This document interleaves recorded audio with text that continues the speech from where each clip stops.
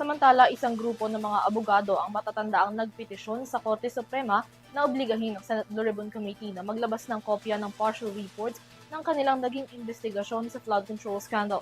Kaugnay niyan, may 15 araw ang Senado para magkomento sa nasabing petisyon. Narito ang report.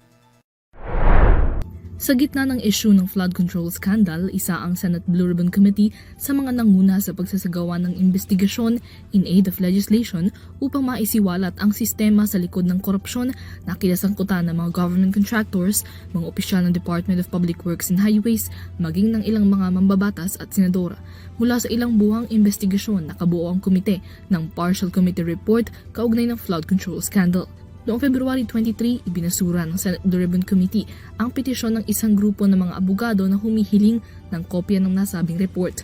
Ayon sa komite, ang pagtanggi ay para sa deliberative process privilege ng Senado at maiwasan ang chilling effect ng deliberasyon sa mga ahensya ng pamahalaan.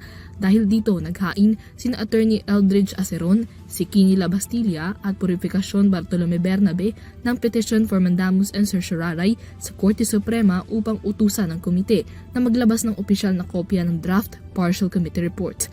Gayon din ang hiling para sa temporary restraining order at status quo ante order upang utusan ng Senado na i-preserve ang lahat ng bersyon ng committee report, lalo na ang mga may orihinal na lagda ni na Senador Mig Subiri, J.V. Ejercito at Win Gatchalian. Giit ng mga petitioners, hindi reasonable ang dahilan ng pagbabasura ng kanilang petisyon, gayong mismo ang chairman ng komite nila ay naisiwalat na ang ilang bahagi ng report.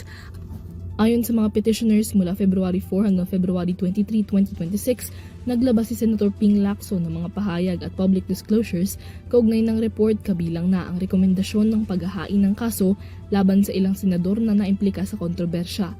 Dagdag nila, may karapatan ang publiko na malaman ang nilalaman ng report at na wala dapat rason para itago ito. Sa April 29 resolution ng SC na ibinaba nitong May 14, inatasan na nito ang Senate Blue Ribbon Committee na magkomento sa nasabing petisyon. Binigyan sila ng korte ng 15 araw mula sa pagkakatanggap sa resolusyon upang maghain ng kanilang tugon. Hindi naman iginawad ng SC ang hiling na TRO at SQAO ng mga nasabing petitioners. Nilinaw din ng korte na inisyo ang resolusyon nang hindi direktang inaaksyonan ang petisyon. Para sa EuroTV News, Mia Layagin, sumasaludo sa bawat Pilipino.